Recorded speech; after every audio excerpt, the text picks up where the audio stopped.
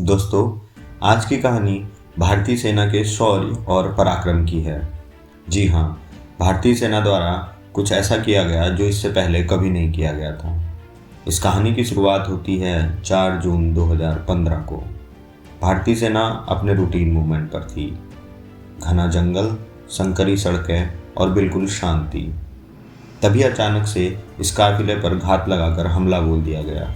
दोस्तों, यह हमला इतना भयानक था कि इस हमले में 18 भारतीय जवान शहीद हो गए। जब तक बचे हुए जवान जवाबी कार्रवाई करते, हमलावर जंगल में गायब हो गए। दोस्तों, इस घटना ने दिल्ली में बैठी सरकार को हिलाकर रख दिया।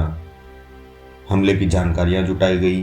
पता लगाया गया कि इस हमले के पीछे NSCN खातलांग ग्रुप है और यह इंडो म्यांमार बॉर्डर पर एक्टिव थे। दोस्तों, इंडो म्यांमार बॉर्डर पर समझौते के तहत लोगों को 15 किलोमीटर तक एक दूसरे की टेरिटरी में जाने की इजाज़त है और मिलिटेंट भी इसी का फ़ायदा उठाते हैं। दिल्ली में NSA अजीत डोभाल सहित कई बड़े अधिकारियों ने फैसला कर लिया था कि इसका बदला लिया जाएगा और किसी भी बाहरी ताकत को भारत में हमला करने की इजाज़त नहीं दी जा सकती।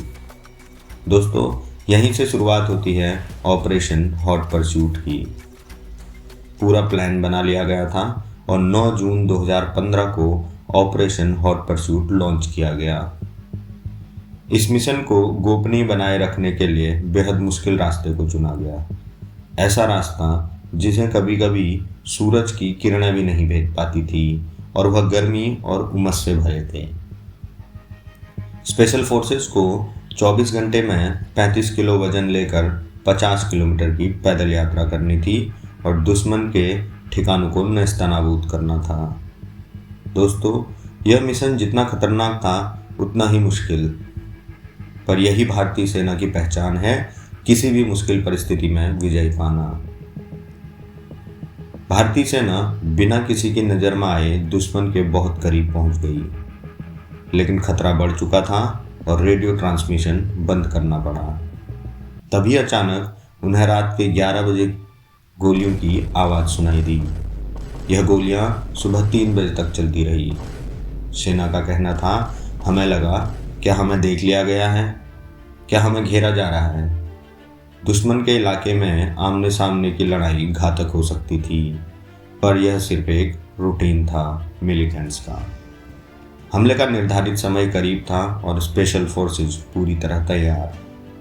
उन्होंने बिना दुश्मन को एहसास दिलाए उन पर एक ज़बरदस्त हमला किया और करीब 40 मिनट तक चले इस लगातार हमले से दुश्मन अपने कैंप सहित मिट्टी में मिल गए। स्पेशल फोर्सेस को प्लान के मुताबिक सूरज की रोशनी से पहले अपना काम खत्म करके निकलना था और उन्होंने वही किया।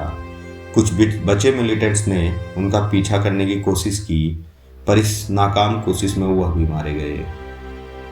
इस तरह से हॉट परस्यूट को सफलतापूर्वक समाप्त किया गया और बिना किसी कैजुअलिटी के स्पेशल फोर्सेज अपनी टेरिटरी में वापस आए। जी हाँ दोस्तों, यह ऑपरेशन सिर्फ एक बदला नहीं था। यह हमें दिखाता है कि भारत शांत जरूर है पर कमज़ोर नहीं।